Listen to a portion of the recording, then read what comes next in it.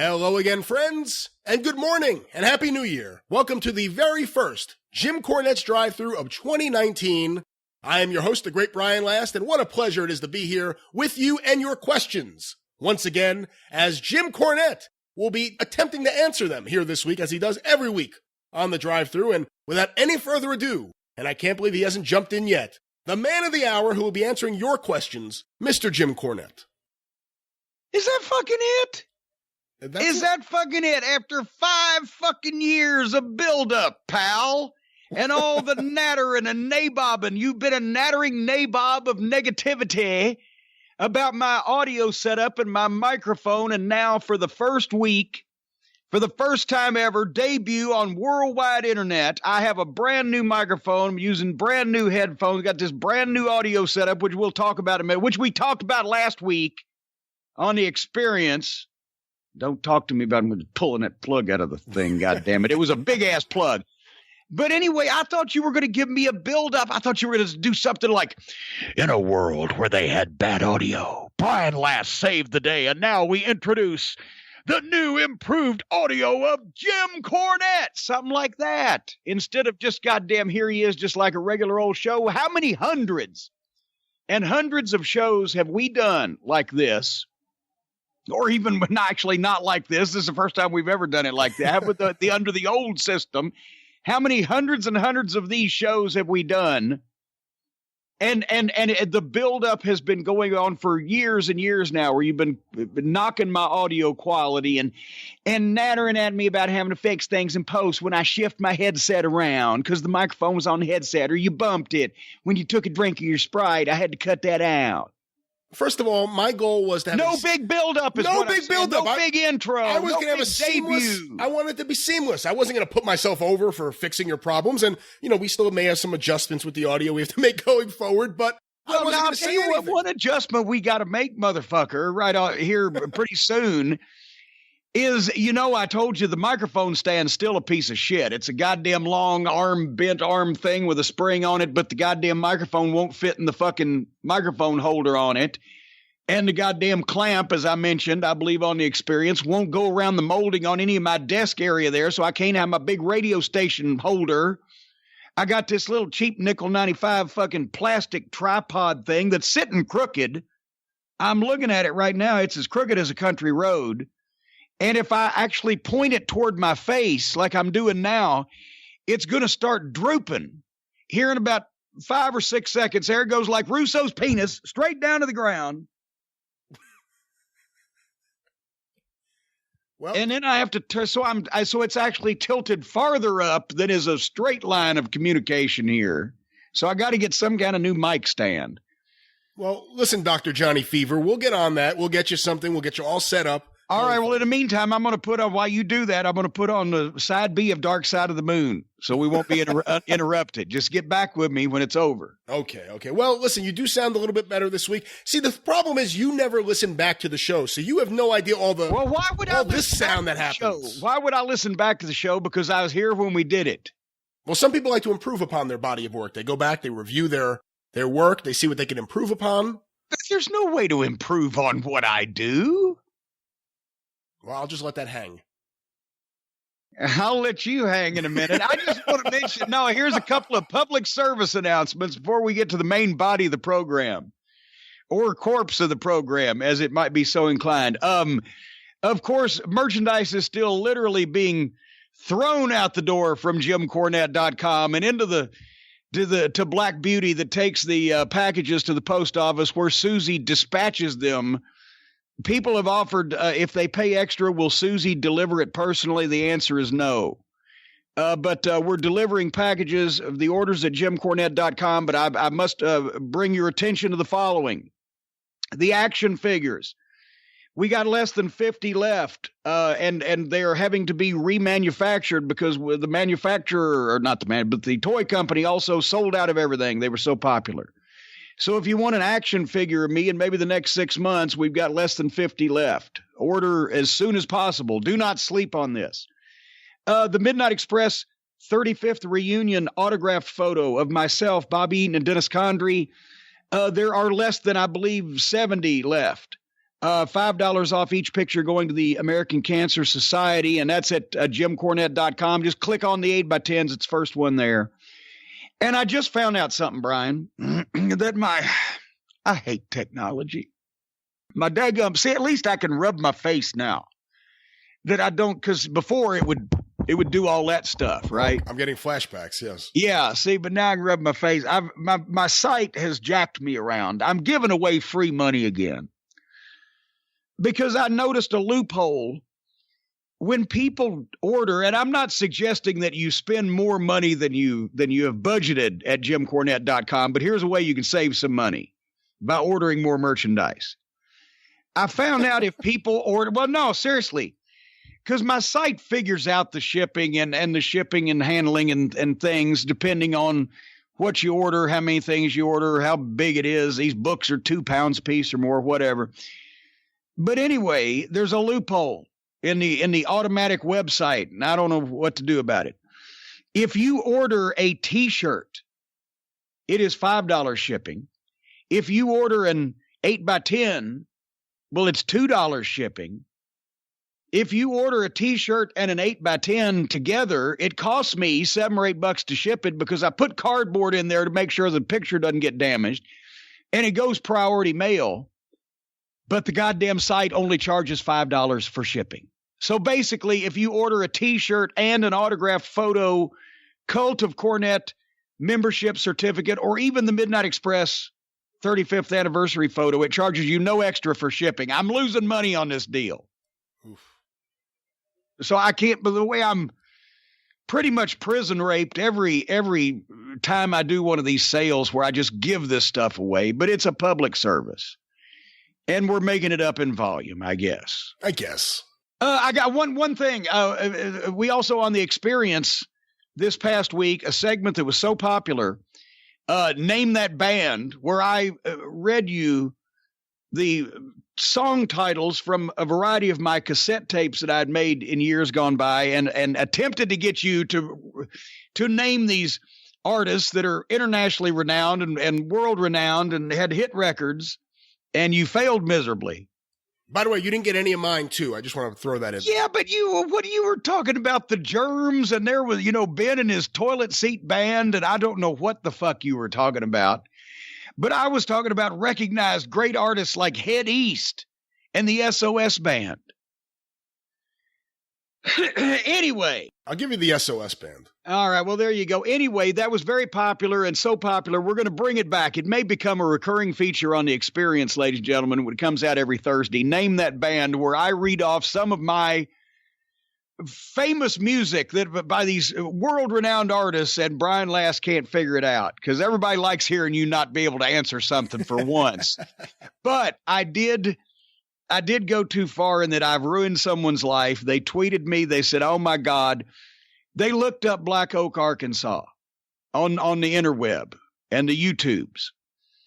And the live performance of Jim Dandy to the Rescue. And now that they have seen Cousin Ruby Star, no woman will ever do any justice. No woman will ever match up. No one, they'll be disappointed because Ruby Star, Cousin Ruby died.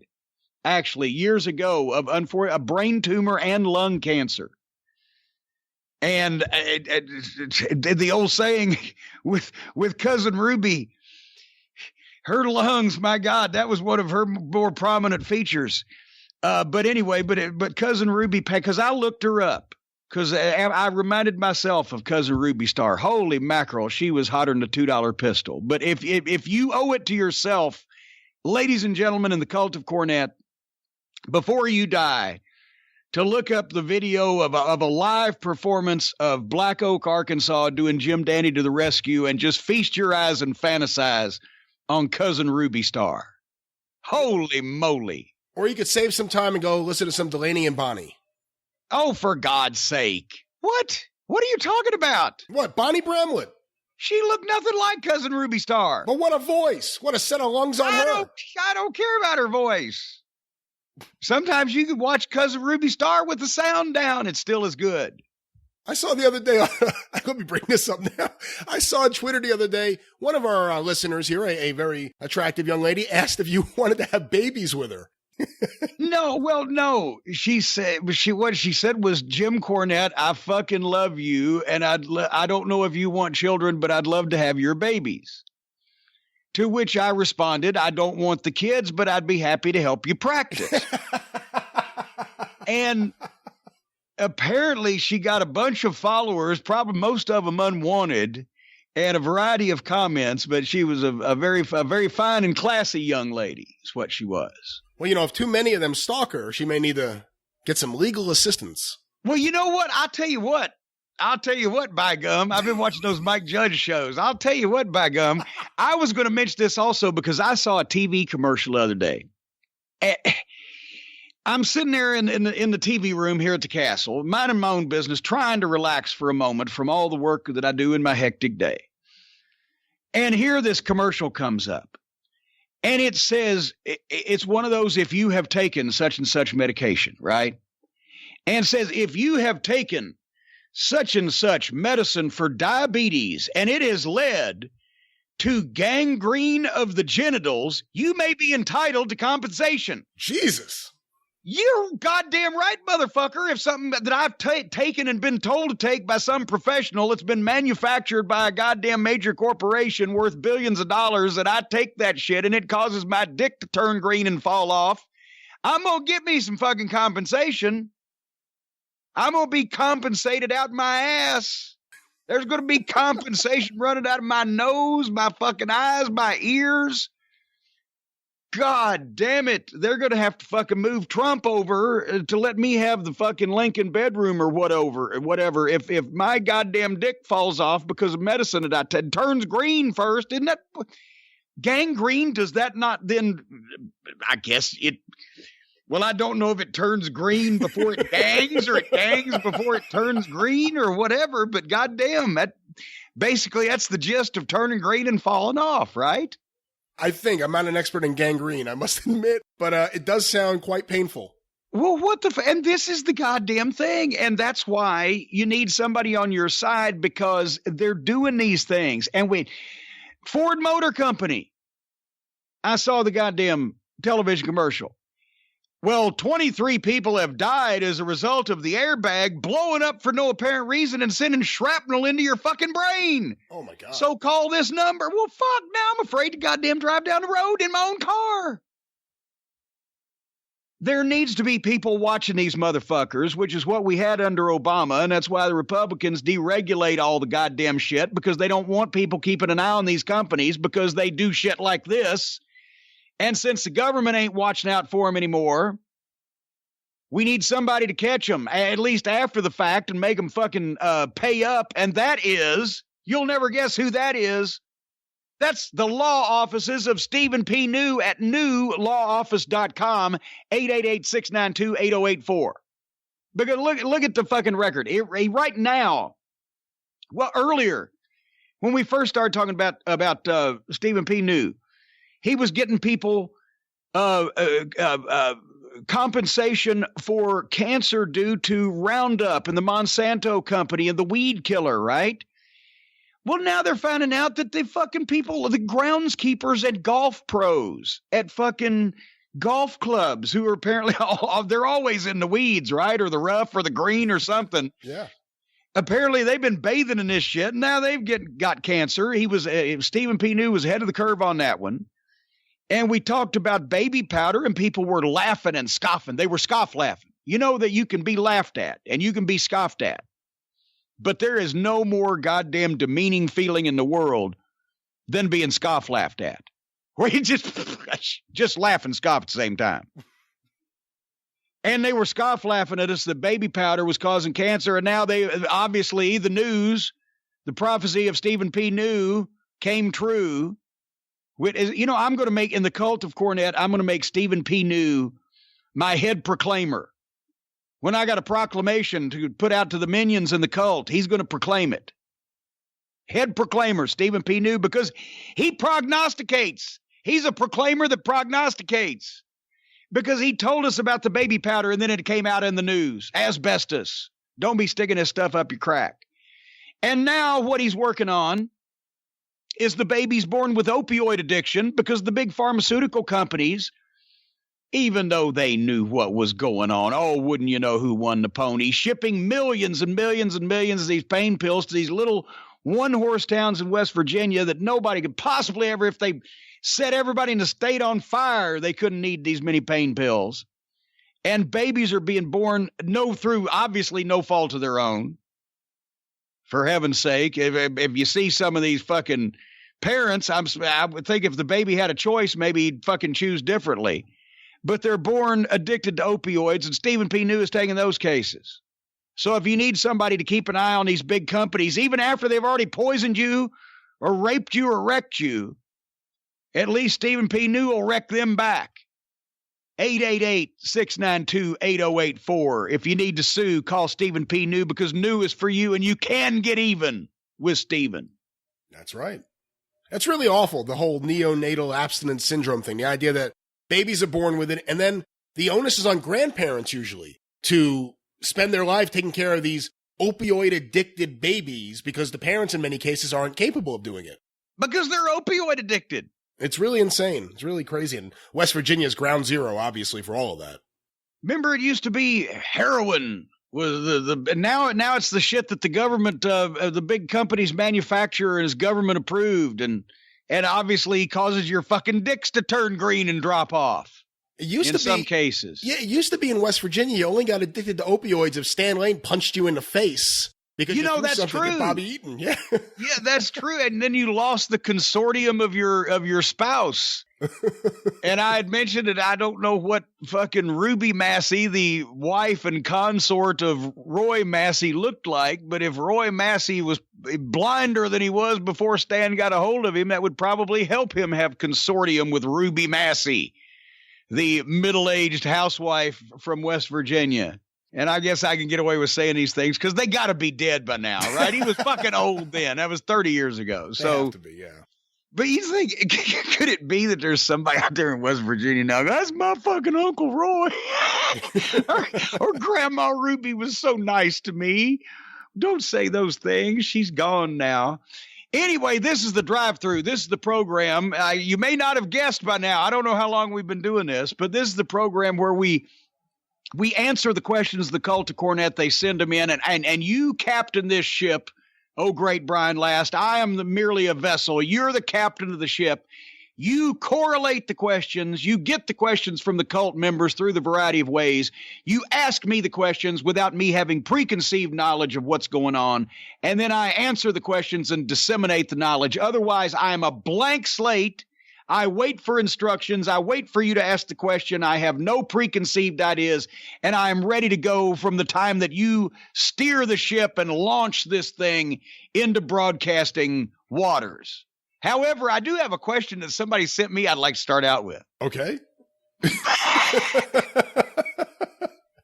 I don't want to make fun of this young man, but his name is Ronnie. But you tell me, he's asking what I think is a very basic question.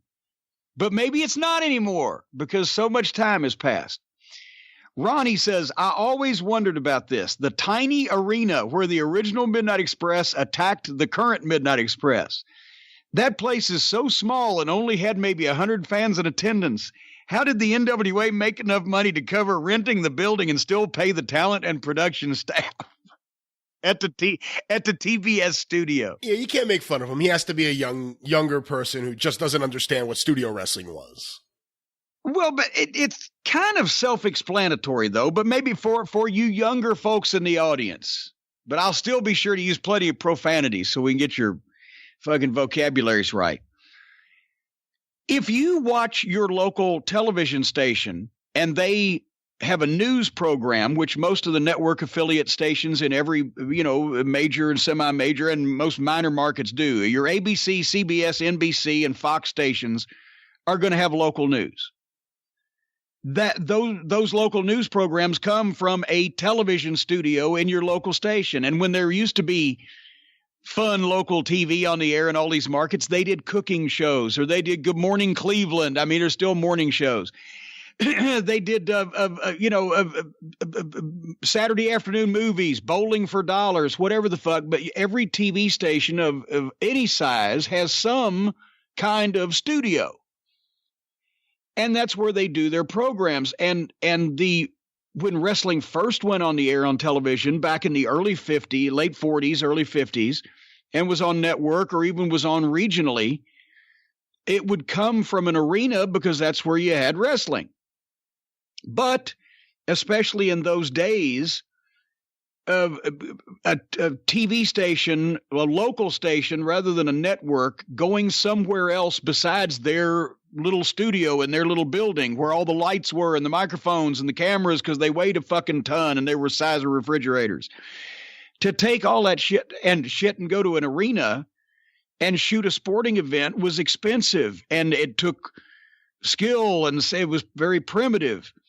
So when wrestling went off the air on network television and or the syndicated programs like from the Northeast to Capital Wrestling or whatever, they started doing local wrestling for the regional territories in the studios of the television station. It was going to air the wrestling show in Indianapolis, or what a lot of people credit Jim Barnett with inventing studio wrestling, which he didn't. There was studio wrestling in a little studio in Jackson, Tennessee in the early 50s was where Lance Russell did wrestling first, remember.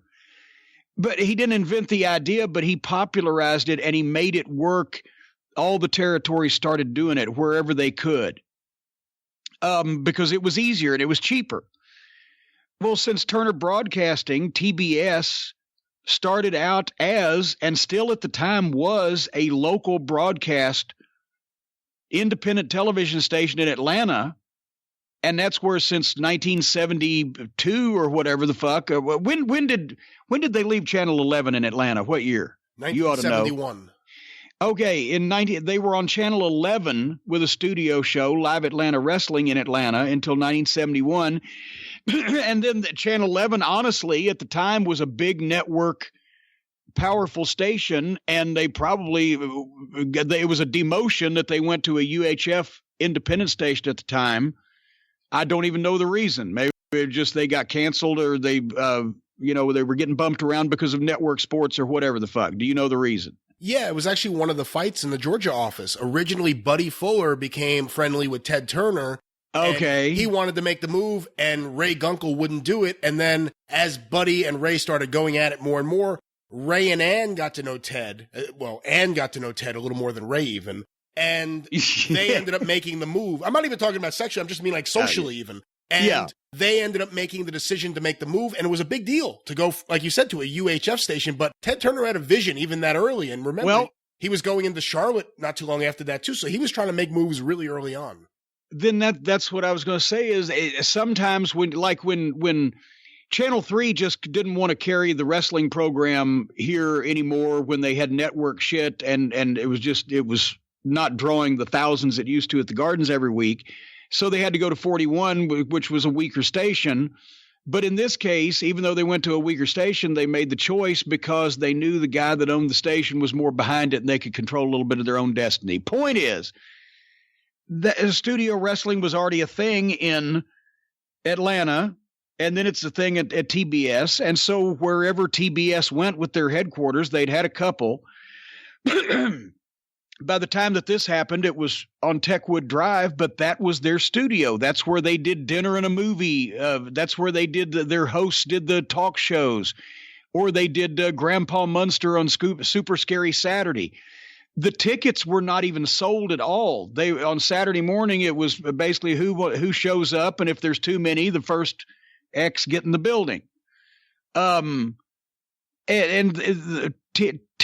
was already, even before they bought the company from Jim Crockett, they were already paying for the production as part of the deal to air the program. And they didn't pay for the production. They just did the production in their studio. The director, the camera people, the audio, everybody that was on TBS's dime, and they aired the program. And so that there was no renting of the arena, selling of tickets, etc. But in most cases, in all cases, the studio shows of the late 50s, 60s, 70s, and 80s, and even into the 90s in the various territories and markets, that way, if you were in a TV studio, you weren't paying them for it. That was the deal. The TV station said, we'll shoot the program here and we'll air it and we'll get X amount of commercial time in it. Now, of course, Jerry Jarrett in Memphis had the deal where not only did they do that, but they paid him because it was so popular. It was the highest rated wrestling show in the country. So they were paying him $1,500 a week.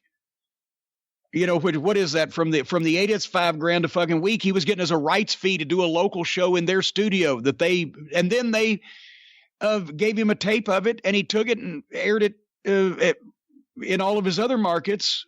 And WMC obviously, you know, charged nothing for that because they had produced the program. So it was a win-win for everybody. And then they were sold out on advertising a year in advance or whatever. But anyway, no, there was no sales of tickets in the studio and no renting of the studio, et cetera, et cetera. Studio wrestling, everybody. Studio wrestling. That just tickled me because I could think, well, now let's do the math. We've got the Four Horsemen, the Road Warriors, the Midnight Express, the Rock and Roll Express, Magnum TA, Nikita Koloff, Dusty Rhodes, on and on. If we get 100 people in here at how about this, $17,000 a head, we can produce this program. Well, let's get some other questions here on the show, Jim. Yes, let's do it. Let's do that. On my brand new microphone. I'm feeling good today, baby. Several people sent this in. I'll read this one from on Twitter using the hashtag CornyDriveThru from Uninspired, Likely Mad as Hell. We know what Jim Cornette will say about the tampon, so how about any comments he has about the mysterious third Mulkey brother that appeared on WWF TV? And I didn't know about this, Jim, but several people sent in this picture, and I saw that Sean Waltman even tweeted about it. On WWF TV in the early 90s, there was a third Mulkey brother. Do you know anything about this? Well, as a matter of fact, I saw the tweet and the picture, the freeze frame or still frame or whatever. You know, I almost remember that kid looks familiar. And I was not in the WWF at that point in time. So, but the kid looks familiar. But as far as I am aware, the Randy and Bill Mulkey are legitimate brothers. The other Mulkey may have been a brother because he looked so Mulkey-ish. Can I say that without knocking Randy or Bill? But he looked so Mulkey-ish. That's a verb or a noun or whatever the fuck. He looked very Mulkey-like. And Randy was not there. Randy was not wrestling at that point in time.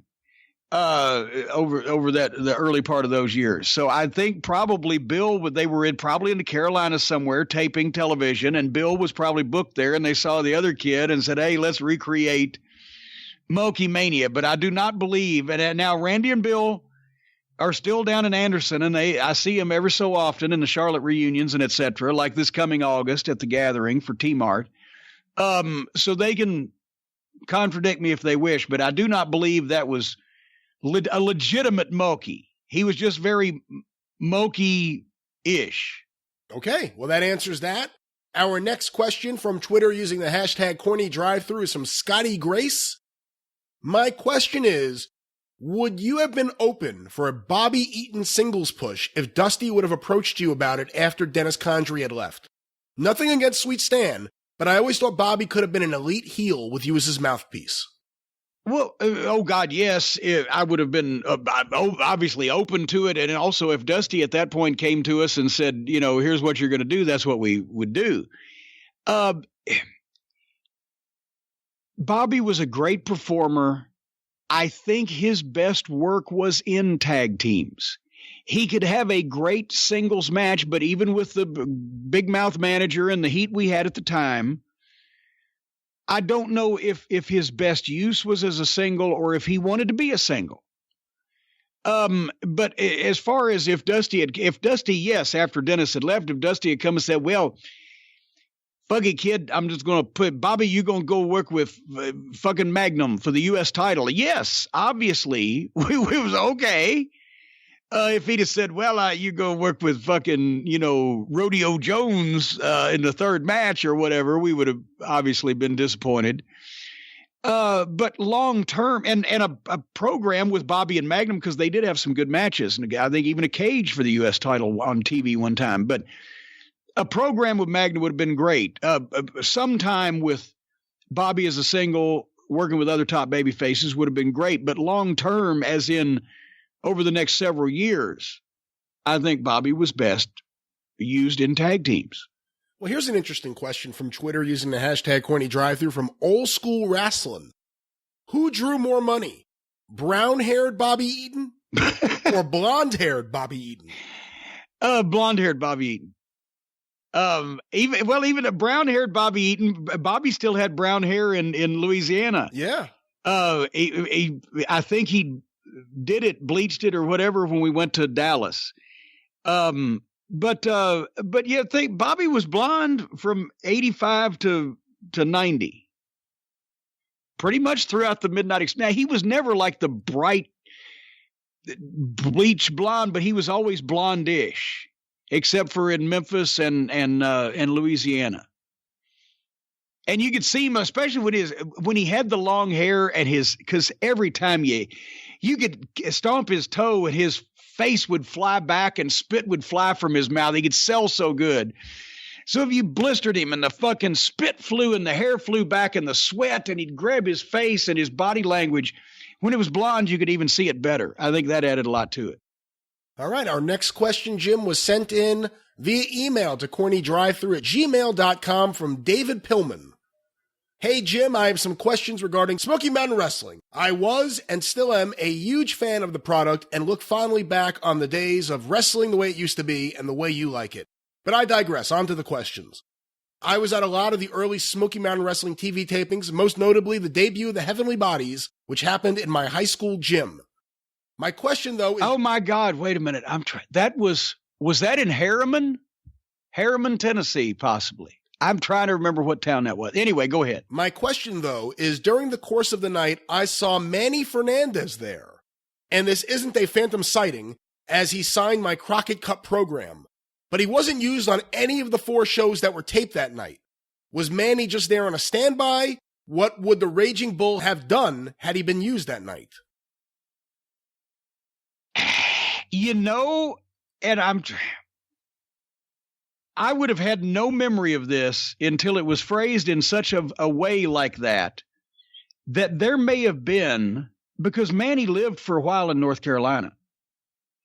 And I mean, this is like, if we introduced Heavenly Bodies at that taping, this was like, I believe, like the 5th or 6th at tops television taping we had done, counting the first 2 we did the previous year in late 91. And so I was getting job guys from the Carolinas or job guys from the area. And I'm not saying that Manny was a job guy, but I'm saying he may have driven somebody or ridden with somebody or come to talk to or visit somebody. It seems like I almost remember that he was there sometime, but I'm sure he was probably sniffing around. I don't know. But I never asked Manny Fernandez to come to a taping or had any intentions of using Manny Fernandez or booking Manny Fernandez. And that's not, it doesn't, I don't mean for that to sound as horrible as it did also, but you go back and look in the 80s, Manny Fernandez physically and athletically and his work was as good and believable and realistic as you can possibly fucking find. Yeah. And especially for a guy that size, to do some of that stuff, and he'd bleed and he could sell and he could babyface or heel and he could do a fired up promo, which went on a little long if you didn't produce him. But Manny also sometimes got involved in some shady things. And by that point, I thought we were moving in a different direction. So I don't know. Well, now I've made it sound like he was an international goddamn drug smuggler. No, I don't mean that. Because Manny was always kind of and this is affectionate, somewhat a bullshit artist. He used to, one time he's playing cards on Crockett's Plane with Dennis Condrey, right? And they're playing cards on a little fold down table in between the seats. And all of a sudden, Manny just, and he kind of bends over sideways. And he puts his hand up to his ribs, kind of rubbing his side. Dennis told me this right after he did it, right? And I said, what was he doing? Manny said, well, no, it's just some shrapnel I've still got from Nam. He wasn't in fucking Nam, and he wasn't the fucking NFL football player on the Dolphins or Tampa or whatever the fuck Manny Fernandez. That's what I'm talking about. that type of stuff. It just, Did you get a lot of guys, especially in the early days of Smoky Mountain Wrestling, showing up, fishing around, seeing if there was work? No, not really, because you didn't do that then. Except if you were riding with a good friend, like a member of your family, like Road Dogg, Brian Armstrong came to a couple of shows with the family before he ever, before he ever worked, I think. But no, guys didn't just go unless it was really obvious in those days. If you just went to a show that you weren't booked on and you weren't riding with your best friend, and just for Undertaker, I've told a story, rode with Brian Lee one time when they were still friends to one of my spot shows in Eastern Kentucky, just 3 hours from Nashville, just to get out of the house and ride with Brian. It was like that time Andre came to visit Ivan Koloff at that fucking spot show in North Carolina. He walked in the back door and you never saw him again. People were like, oh, fuck, it's Undertaker. I said, because the locker rooms were separate. I'll get back to whatever the question was in a minute, and as soon as I remember what it was, but the locker rooms were separate, right? I think it was like Albany, Kentucky. So fucking Hildebrand comes over and says, hey, Undertaker's over on the other side with Brian Lee. I'm like, what the fuck? And I said, send word, ask him if he wants to do a fucking run-in. I could pay him $100, right? He didn't want to do it. But that was fucking great. I was like, fuck, I could have probably made him $1,000 if he'd have known he was just going to impromptu fucking jump in the car with Brian. I could have had pictures he could autograph for 30 minutes. But anyway, sometimes that happens, but most of the time, no. I was always taught it was bad form because it looked like you were begging for a job. I remember here's another thing. When Jim Crockett ran Dallas for the first time, but World Class was still in business. A couple of the fucking guys, I think Buddy Roberts was one of them. A couple of the guys came over and were like visiting at Reunion Arena, but it was uncomfortable. And San Antonio was worse because we went to the Hemisphere for Crockett one time. And that's when it wasn't even Southwest anymore. It was at not even Fred Barron. Who was after Fred Barron in San Antonio? The business in San Antonio was on its ass, and a bunch of the guys were standing out back and visiting, and I always felt queasy about that. You don't go unless you're booked or elsewise you are of the status where you can just fucking come and hang out and visit, and nobody's even going to fucking bother you. Before I move on to his next question, did you have anything else on Manny? Oh, I'm trying to remember. He had colorful stories of how he'd had these and the story he used to tell with Tully. And see, you never knew which side to believe in these things because Tully was capable of all this stuff at the same time also. But he claimed that the heat between him and Tully came from a time when they were both riding in a fucking car and they stopped at a liquor store, and Manny got out and some guys were calling wrestling fake. And he had to fight them and beat them all up, and they had knives. But when he looked over at Tully for help, Tully was rolling the car window up, But of course, Manny beat them all up anyway. But it is so. I mean, he was Bobby Jaggers, but he didn't even wink at you a little bit. Bobby Jaggers would tell those stories and did kind of wink at you almost a little bit, or at least have that fucking Edgar Buchanan or Smiley Burnett fucking way of telling a story that is complete bullshit that doesn't offend you. But Manny's bullshit was a lot of bullshit. Another question from David Pillman. There was a second set of tapings at my old high school, and during a primetime Brian Lee match, a large Samoan, and he put a question mark there because he's not sure, a large Samoan ran in to save you from Brian Lee. This match is edited to pieces, as I distinctly remember the Samoan climbing to the second rope to splash Lee, only to fall right off into obscurity. Any details or memories of this gentleman and his cup of coffee with your promotion? You know what? God damn it. He's good. What's this guy's name? David Pillman. David Pillman, you're good, because I would have sworn that I didn't have a big fat outlaw Samoan until now. I think this was there was a Samoan that lived in Morristown. Yes. Now that I'm remembering this, there was a Samoan that lived in Morristown, and he'd worked some of the outlaw shows right around the area. And this was, it was, oh, goddamn, I'm still trying to, it had to be Harriman up there because that, or maybe, no, that wasn't where we introduced the bodies. That was where we had the first match with the Fantastics. This was, anyway, it was up in the hills of East Tennessee and it was near Morristown. And we booked the Samoan, and that's when we were doing something to try to get Brian over as a babyface. And goddamn, I don't know what's fuck, but yeah, we had to edit the fuck out of that. And that's the last time I used the Outlaw Samoan from Morristown. I got to ask you, speaking of that, I've been doing the Mid-South Wrestling Television Review podcast with Mike Mills, and we're up to the spring of 1982 and the debut of Larry Higgins, Hacksaw Higgins. And I forgot the fact that he didn't know how to run the ropes or really do anything else. And he's such an oddly shaped guy. It's the only time I have so far caught an edit on Mid-South TV where he got backed into the ropes by Iron Mike Sharp, and the next thing you know, he's running the other direction. They just cut something completely out. What do you remember about Hacksaw Higgins? Well, and also, see, we couldn't do post-production then. And, except in extreme cases like that where somebody just blatantly exposed the business, and I'm sure Watts was fucking happy.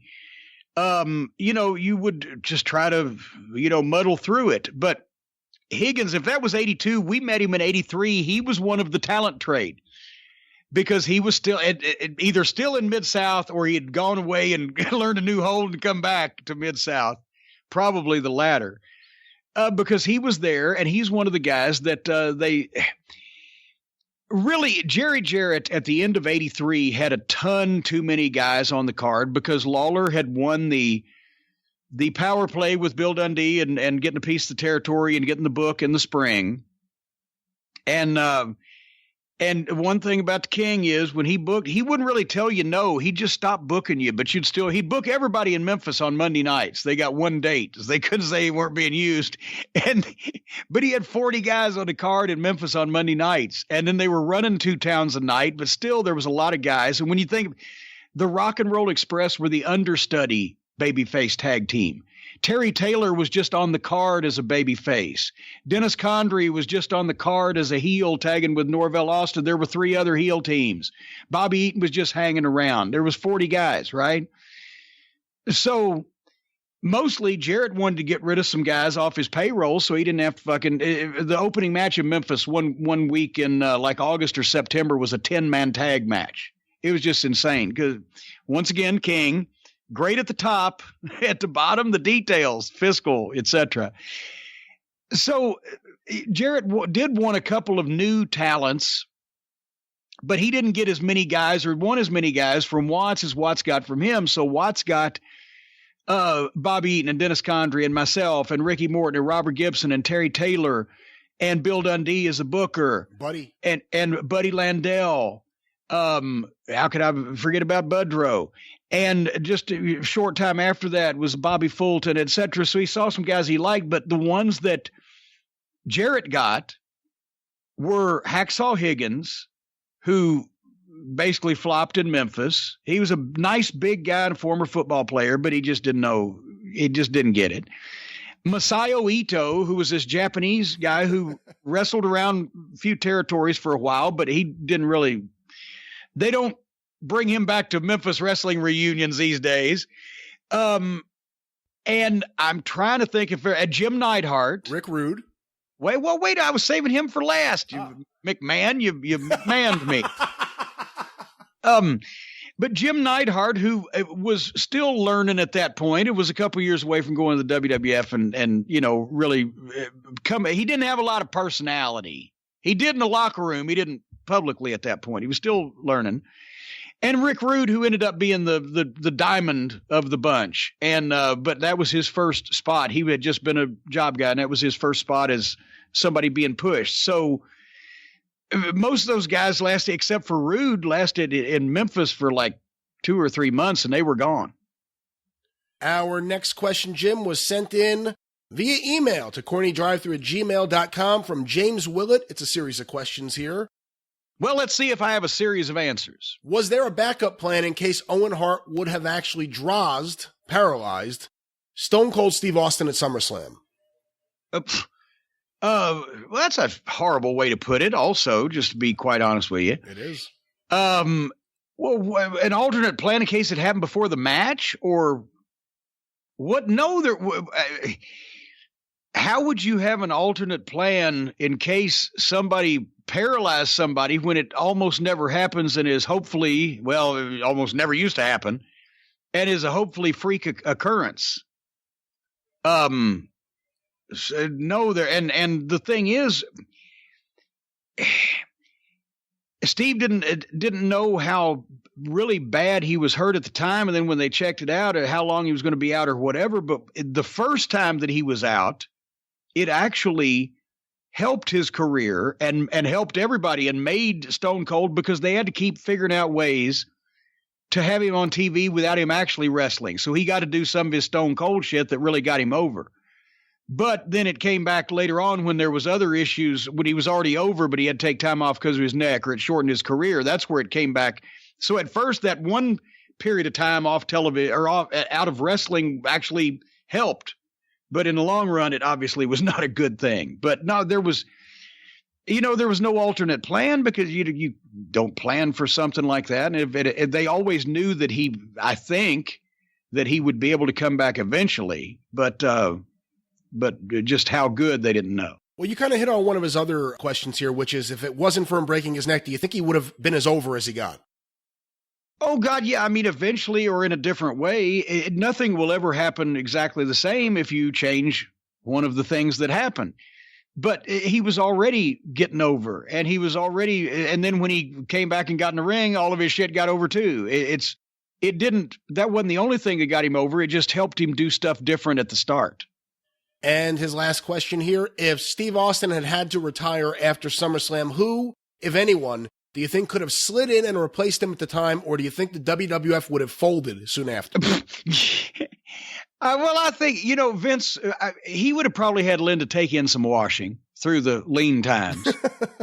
No, because goddamn, the Rock was over on the other side at that point already, and there was a ton of stars there. Austin was the biggest thing in the company, but was not carrying the company from insolvency by himself, especially at that point, by any stretch of the imagination. So everything would have been fine in the long run, but, probably not as big, but certainly big. You somewhat mentioned this earlier, so let's ask this question. This was sent in on Twitter using the hashtag CornyDriveThru from Ethan Smith. Can Jim please tell the story of Lance and Lawler trying to steal Memphis from Jarrett? Jim's hinted many times, but I've never heard the full story. Well, I don't know if you can almost, especially with Lance involved, I don't know if you can phrase anything as trying to steal it. They were going to open their own company. Obviously, from everybody's viewpoint, there was differences. But the basic bone of contention was that when Jerry Jarrett had split off from Nick Goulas and kept Memphis, they took Memphis away from Nick, but kept it in terms of he had been the booker for the past almost 10 years. And he had thought that he had bought into the entire company and found out that Nick had flummoxed him on some paperwork. So Jarrett splits off from Nick, and he takes Lawler as his top star because if you've got Lawler, then you got Memphis. And he also took Lance and Dave, because then you've got the other station's program director and the most popular news personality in the market. They all went. So that was a bloodless coup. And because Jarrett had opened the cities, the rest of the cities in his new Memphis territory, Louisville and Evansville and Lexington and up this way, as a promoter, he already had those towns. Nick just went back to Nashville, Birmingham, Chattanooga. But anyway, Jarrett had split off. He got Memphis because Lawler went with him and Lance went with him. And he had told Lawler at the time that when if they were successful and profitable, that he would cut Lawler in for a piece of the company or be partners or whatever the offer was. Lawler his payoffs for Memphis were 10% of the gate. So if they did 20 grand, he'd make $2,000, 40 fucking years ago. Anyway, by 1983, that Lawler is still the top guy. He's still making a lot of money wrestling, but he's not an owner. And I think what really got him started percolating on the issue was when Jarrett built his house in Hendersonville, which was 18,000 square feet with a built-in ballroom the most incredible custom built mansion that you've ever seen, with these huge 15-foot double front doors and a pool out back and an office wing and a bedroom wing. And did I mention the ballroom? Set on top of 100 acres in Hendersonville, out where all the country music stars lived. And I think Lawler started, well, wait a minute. What about me? You left me out. And so by early 1983, Jerry had set about discussing with people whether they would come in and wrestle for him if he opened his own company in Memphis. And he talked to Lance, and Lance knew that if you're going to run wrestling in Memphis, you had to have Lawler. And so he was on Jerry's side in this. And the end result was that Lawler and Lance didn't break off and start their own company, which would have killed Jarrett in Memphis. At the same time, it would have screwed up Louisville and Evansville and Lexington, because the TV show that aired there was shot in Memphis at Channel 5. If Lance and Lawler had gone to another station and started a program, to be quite honest, Lawler was not the greatest businessman in the world, and I don't know what control Lance would have had or would have wanted, but Lawler was not big on preparation and paperwork, so that may or may not have worked as well as the existing promotion already was. So they worked it out with Lawler and Jarrett becoming partners and Lance sticking aboard, and that was probably the best thing for everybody. When people talk about Memphis, the average, Memphis fan, they'll talk about Lawler and Jarrett rotating as bookers. How much credit does Bill Dundee and, to an extent, Dutch Mantel deserve for their times helping out with the book? Well, actually, it's a misnomer that Lawler and Jarrett just bumped it back and forth amongst them, each other. Going back to, let's say, I don't know that Lawler booked before 70. I think he was booking his stuff by 77. But Jarrett was pretty much the booker. Most of the time, 72, 73, 74, that period, where Lawler really got over because he gave him that push, and the business was huge at that point. And then Jarrett got distracted in 75 somewhat with booking in Atlanta, but still obviously had a hand in everything. And then I think it was not till probably 76, 77 that he even had Lawler doing a lot of his own programs still with his input. And by then, Lawler had kind of learned what Jarrett liked as far as how to book that territory and that flavor. And then there was, I think maybe 78 is when first time Lawler had it. And then when they let it out of the family, and Robert Fuller had that little run in 79. They didn't do that anymore for a while. It went back to Jarrett. Then I believe it either went back to Lawler, or it may have gone to Dundee for the first time. But then when Lawler broke his leg, pretty much that year, Jarrett obviously always had a hand on everything, but Dundee, I believe, booked. And then maybe Lawler had it been when he came back from the leg, but then Dundee was always in the mix there from 79 on and had a lot of input. And he was the opposite of Jerry in that he was a workaholic. He was always at the office earlier. He was always working in the car on paperwork, or he was always thinking about stuff. And he liked to keep small cards, but everybody involved. And, it was a different way of looking at things, but he was still booking Memphis wrestling and the style that Jerry had established and that the people bought and liked. But Lawler was great at doing gross business, but you'd have a lot of guys on a card, and Lawler was incredible at doing his own shit.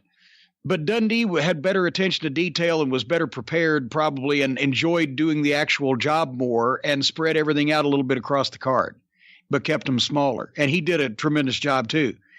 And then Jarrett would actually just jump back in if either one of those other two guys lost the plot, as they say, and business started going down. Our next question, Jim, was sent in to CornyDriveThru at gmail.com from Matthew Elliott. Who was the first heel on TV that you met that turned out to be a nice guy in real life, and vice versa? Also, in an Iron Man match, wouldn't it make sense for the heel to beat the dog shit out of the babyface with a chair, get disqualification every time, and just start pinning him to win the Iron Man match? Something I thought about. Well, thank God nobody else has thought about that. Yeah, I think at some point, and once again, if we're trying to keep the integrity of somewhat of a sports presentation in this, that after he beat the guy senseless one time with the chair, they may call the thing off because that's not in the spirit of the fucking endeavor. The first guy I ever met that was a baby face that was a real prick, Cowboy Frankie Lane. He was never even really a prick to me, but at the time, Frankie Lane was a baby face in here in Louisville. This was because, I was shy when I was a kid, and I would maybe ask for an autograph if they were standing at the picture table or if they were standing in the back peeking out. I had my camera. Can I take your picture? But to actually have a conversation, right? I wasn't going to go up to these people and attempt to start talking. But in I guess it was middle of 77. I was about 14. Frankie Lane came to territory. He's a babyface cowboy, Frankie Lane, with the colorful fringed cowboy jacket and the big cowboy hat and the nice boots. And he always had great ring gear, and it looked so clean. And he was always groomed. And he had a great tan. It was in great shape. And what a fucking worker. What a fucking worker in the ring. Nobody took bumps like that. He was quick and athletic, but he was 6'2" or whatever and 230 and just great moves. And then I found out later on he was equally very good in the ring as a heel, but he and Tommy Gilbert had some great fucking matches. Frankie Lane's snazzy. He's the shit. Well, I happen to notice that he was always out by the concession stand a lot. And this was before I became an official photographer, but I just got my camera. So, hi, Frankie, can I take your picture? Well, of course. And he poses for me, right? And the next week, there he is. The other guys didn't really usually come out. They'd sit in the back and watch the matches. But later on, I realized, in addition to all his other unsavory characteristics, Frankie Lane was the most goddamn pussy houndest fucking the Me Too movement would have been all over Frankie Lane. He got kicked out of Japan for trying to rape like an elderly woman or raping her. Which one was it? Did he succeed? I don't remember, but that's pretty much what I know. Yeah, so he's just this unsavory character. So he's hanging out trying to pick up women at the concession stand, right? And trying to get people to take his picture and ask him for his autograph because he was that way. But he was so friendly to me because every week he'd be out there. I'd say, well, here's the picture from last week. Oh, here you go. And I'd give him a free picture and he'd let me take another one. So I've got like 6 or 8 weeks in a row of posed pictures of Frankie Lane in all these different cowboy outfits until I realized what the fuck was going on and actually became official. And then he left the territory. That wasn't the time that he left the territory along with his valet Bambi. They came down from Canada and they got tipped off one night and they didn't show up in Nashville. The police were looking for him because before Bambi left Canada, she apparently ice picked a cop.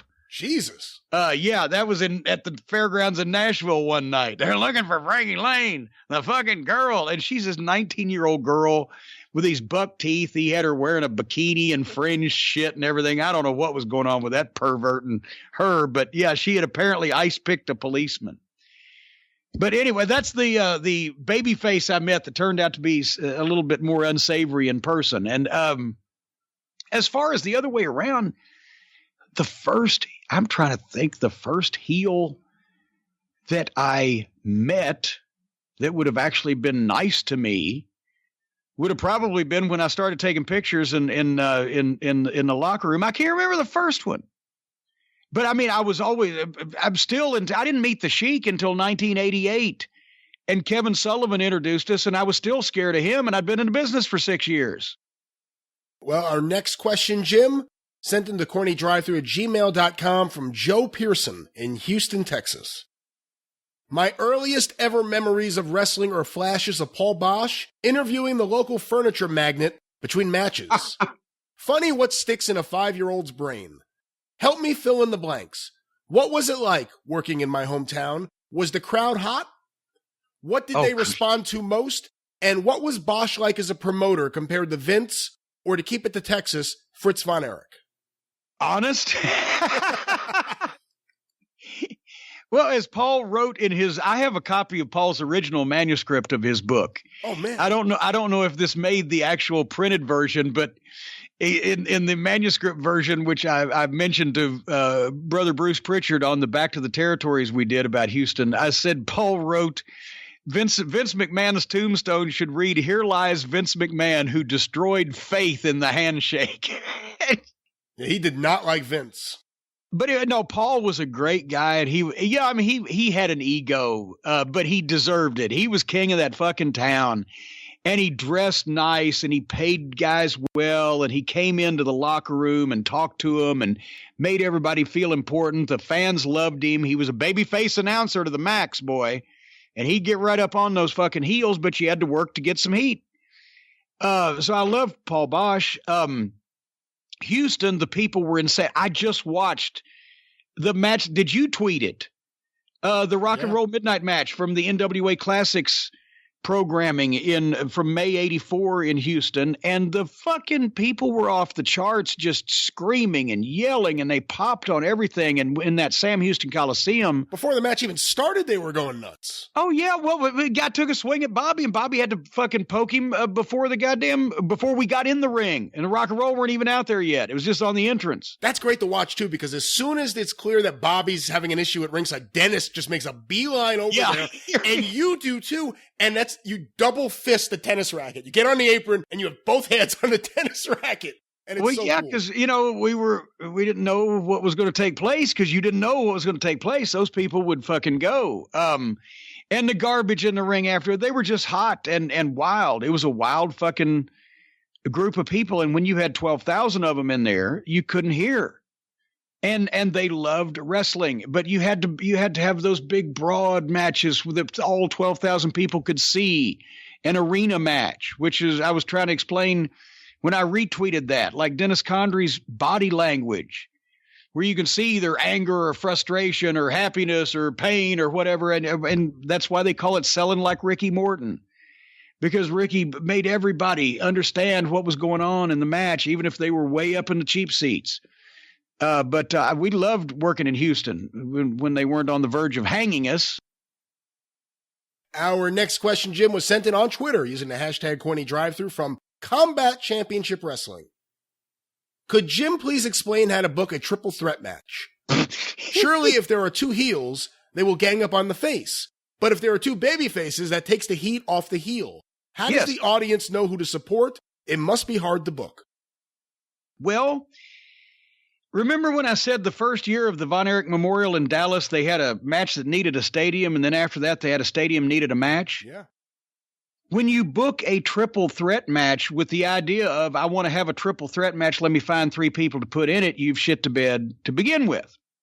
And they were never meant to be regular matches. It was meant to be a special deal. And once again, I don't want to sound like the other guy and say I invented it, because we found out that going back to the 60s, there was kind of a three-way match in Texas, in a Dallas circuit.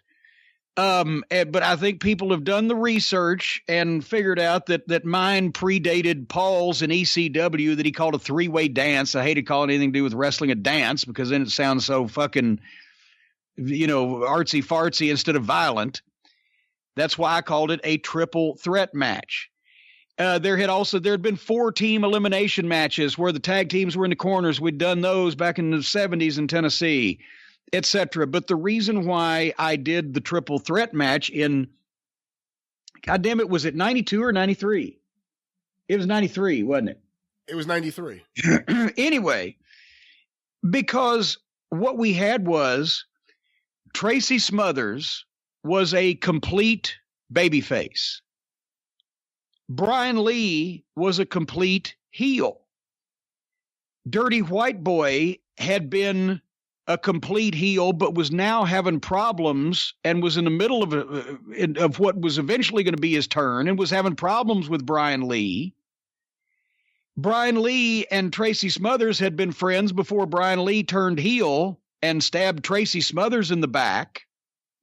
But yet the first program, barely a year before that, for the Smoky Mountain title had been between the Dirty White Boy and Brian Lee for the belt. So that's why that I said, well, since I'm in the process, Tracy is the ultimate babyface, but he'd be outnumbered here and in peril. And how would he possibly overcome it realistically, except if it was just two heels that would team up?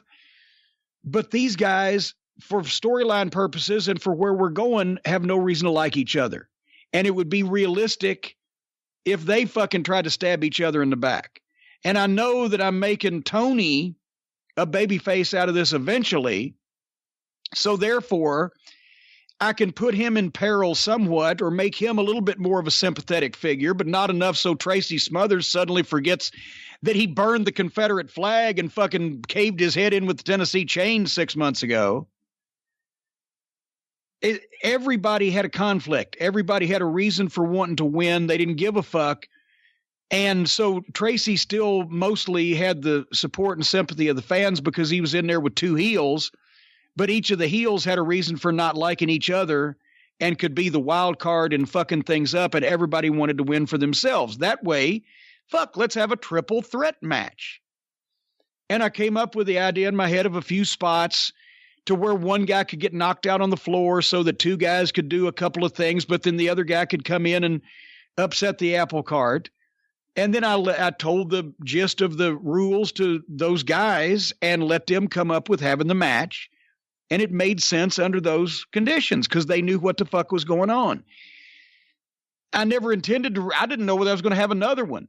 And I'd had the 3-team street fight when all three teams were the Heavenly Bodies, the Rock and Roll Express, and the Stud Stable.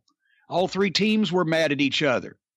Rock and Roll were the complete baby faces. Bodies were the complete heels. Stud Stable had always been heels, but we're kind of halfway, not even more than halfway. Robert, so entertaining with his promos, and Dutch, so the people would kind of like them when they're against the Bodies, but they'd boo them against the Rock and Roll, so we put them in the same match a couple of times. And that worked. And it was elimination because it never made any sense to me, first pinfall. It has to be an elimination. That has to be the ultimate war of attrition. All the combatants in the ring, and if you get beat, you leave, and the last unbeaten person is obviously the toughest. It just cheapens it to have first pinfall. I've always hated that. But ideas get prostituted. We have time for one more question here this week, Jim. Are you cutting me off on that? Oh, I didn't realize there was more. There was more. Okay. God damn it, I want to be recognized for my fucking contribution. No, but basically, those situations, you can't manufacture them. You have to have the talent that it would work with. You know, I had to be able to see that, yeah, same way as, like I said, the Rock and Roll people will love and the Bodies people will hate, but the Studs, they can be either way against those two teams, or with Tony and Tracy and Brian Lee or whatever. It has to be the right talent, and you can't overdo it. It has to be a special thing.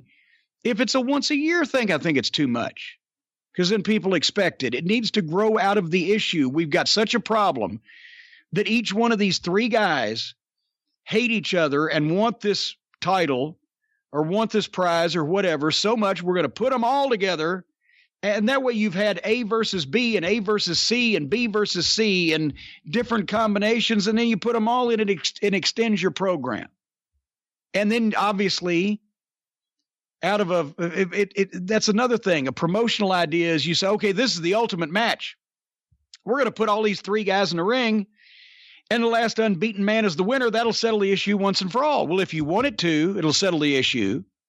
But if you don't want it to, if you want to extend the program and you can get some more money out of it, maybe even go into tag matches with somebody or returns for the belt, then the last unbeaten man is a heel that the people didn't want to see win, that won because the other heel fucked the babyface. So now you've got a match between them, and you can keep it going, or vice versa. You let the babyface go over, but it's because the two heels fucked each other, and then you've got a program with them coming out of it. But just triple threat match. I got three guys left I haven't booked on this show. Let's have a triple threat match. Fuck you. All right. Well, one last question here this week, Jim. This was sent in to CornyDriveThru@gmail.com from James Lawrence III. My name is James Lawrence III, and my question is about we agree on things so far, don't we? My question is about the world's title match on the Wrestling Gold DVD set between Adrian Adonis and Bob Orton Jr. And of course, the Wrestling Gold DVD set available at JimCornette.com from Cornette's Collectibles. For $9. Which world's championship was it? Getting anally probed every time somebody buys one of those too. 10 hours of action autographed in a library case for $9 fucking. Which world's championship was it? The NWA? If so, was his reign recognized officially, or was this one of the many world championships recognized only by a territory? For example, the 2 AWA champions. Well, goddamn it. And help me out with this because it was San Antonio. It was the San Antonio territory, but the match that he's talking about was in Houston. At the Summit. Yes. At the time, Houston was using Mid-South talent, correct? At that time? Yes. Paul at one point had used Dallas talent from Fritz Von Erich. He'd used San Antonio talent from the Blanchards. And then he was using Mid-South talent from Louisiana with Watts. I mean, at one point, San Antonio used Dallas talent, too.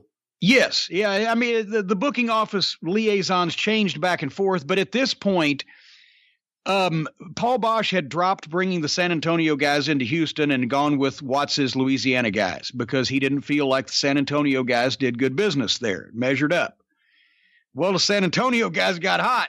And so the San Antonio office, which was headed by Joe Blanchard, had television that they got in Houston, and they started running the Summit Arena with Southwest Championship Wrestling talent while Bosch was running the Sam Houston Coliseum with the Mid-South talent. And San Antonio also had gotten sideways with the NWA for one reason or another. Do you remember what the reason was they were pissed at the NWA? Well, there's a few things. Remember, this is also when they were on the USA Network. Yes. That was going on too. And they had and let's not gloss over it then. Southwest Championship Wrestling, the San Antonio show, was on the USA Network at the time. It was the only national cable show on the USA Network because the WWE wasn't on it then. The WWE didn't get on until after Southwest got kicked off for doing stupid shit on TV. And around this time too, it's interesting, Terry Funk announces that he's considering himself the world champion because Ric Flair won't wrestle him. And it's Terry Funk's belt that they use. And also Lou Thez is involved with his original world title belt. And he said that the winner will get his world title belt as well. And that's what the tournament winner was supposed to get. It was supposed to be the undisputed world champion. The other promotions invited. They declined to be involved. They declined to be involved. Well, he also had Terry lived in Amarillo and he worked a lot in San Antonio. And if you notice, Terry Funk was never spotted in Dallas, Texas, in the latter stages of his career, like for the last 30 years that Fritz ran the territory. The point is, it was on the match on the Wrestling Gold was a Southwest Championship Wrestling promotion from San Antonio that was held in Houston at the Summit.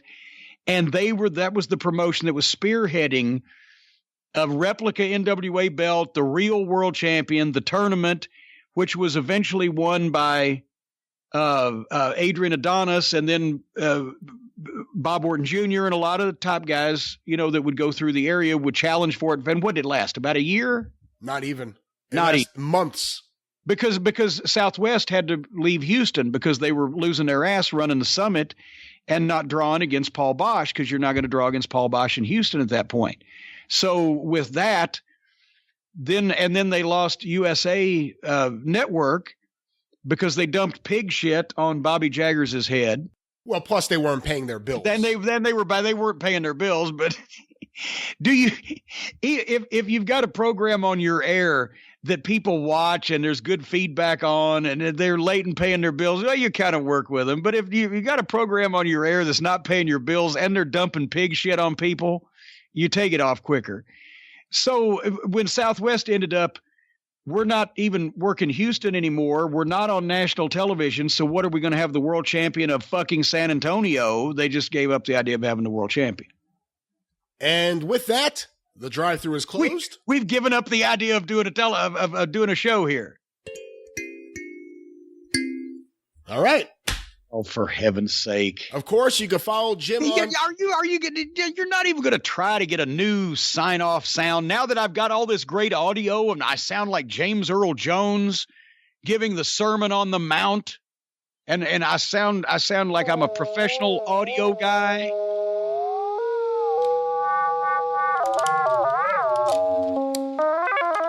There we go. Does that make you happy? Stop mocking me!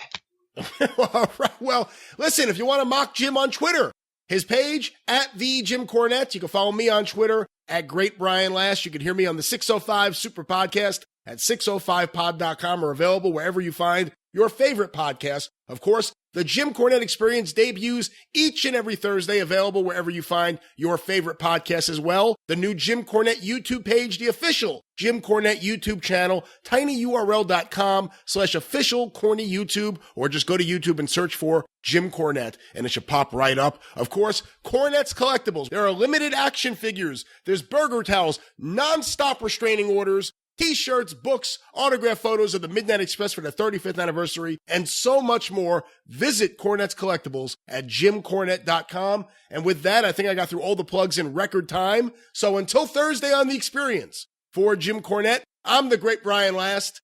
Tally-ho! You shall rue this day. But go on, start ruing. You shall rue this day. But go on, start ruing.